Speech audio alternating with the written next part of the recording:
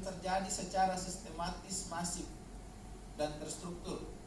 Kemudian kita juga bisa lihat pembatalan calon itu kalau di cerminannya kemarin itu adalah Sijai yang patah hati itu menit-menit terakhir didiskualifikasi gara-gara laporan dana kampanye.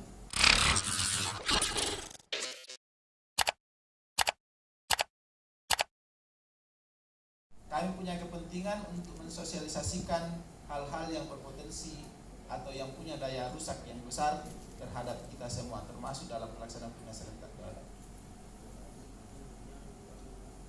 Nah, lanjut ini tadi.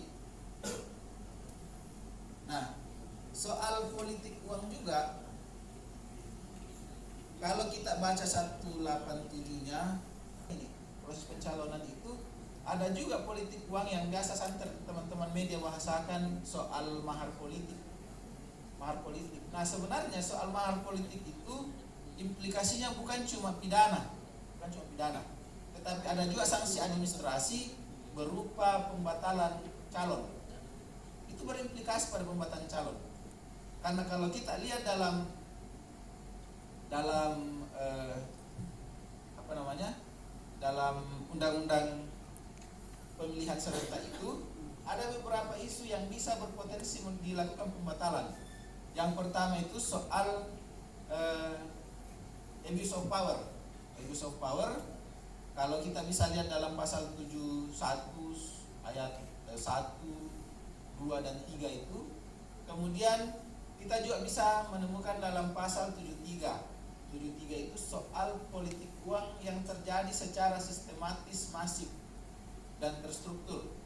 Kemudian kita juga bisa lihat pembatalan calon itu kalau di cerminannya kemarin itu adalah Sijai yang patah hati itu menit-menit terakhir didiskualifikasi gara-gara laporan dana kampanye.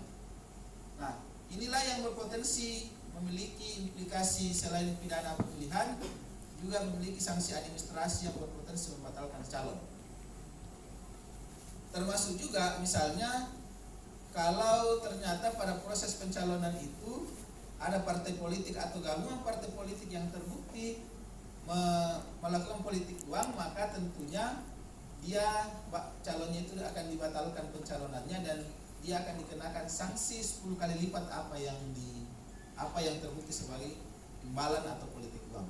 Lanjut.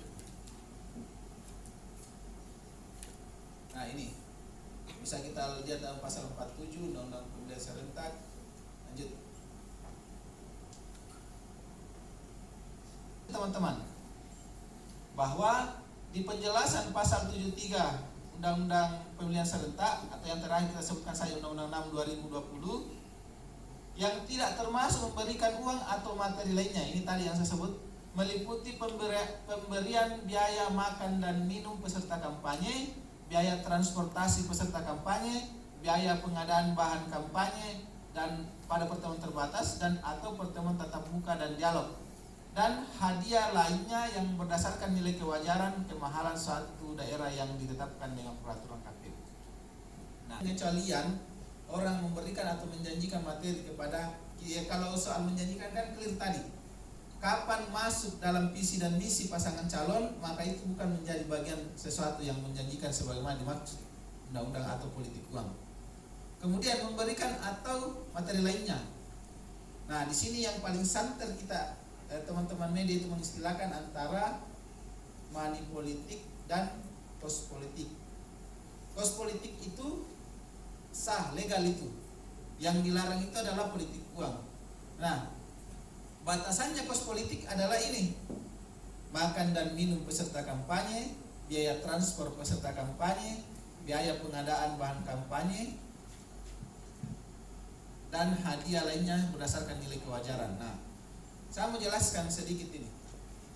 Pada saat proses kampanye sering sekali kan itu diberikan uang peserta kampanye itu.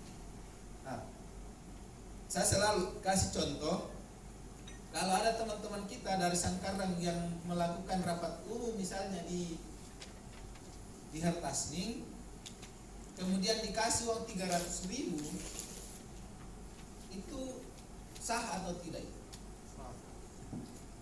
Sah. Karena Ataukah misalnya teman-teman yang dari Panakukang sini kemudian ke Pertasning berkampanye dikasih uang 300.000, bisa tidak itu? Tidak. Kalau dia dari Panakukang ke Kertasning, tentunya tidak sesuai dengan nilai kewajaran sebagai transport. Tetapi kalau dari Sangkarang 300.000 diberikan, saya pikir tidak cukup. Karena dari Sangkarang itu naik speed PP itu 350.000. Ya, mungkin kalau 500 cukup. Ya, mungkin kalau 500, tetapi kita akan mentaksasi wajar tidak nilai kewajaran itu. Biasanya kita pakai standar Pemkot. Kita pakai standar Pemkot soal standar perjalanan misalnya, itu kita akan pakai di situ. Tetapi untuk sementara terkait dengan ini kita masih tunggu penetapan dari teman-teman KPU standar nilai yang mana kita mau pakai supaya kita bisa menghitung. Karena jangan sampai misalnya faktanya nanti kayak itu, ada yang dari Panakukang dikasih cuma 300.000, dari Sangkarang dikasih 300.000. Yang mana yang dimaksud masuk memberikan uang atau materi lainnya. Nah, ini juga harus kita sosialisasikan. Ini juga yang harus kami sosialisasikan supaya dan kami maknanya sebagai upaya pencegahan jangan sampai ada yang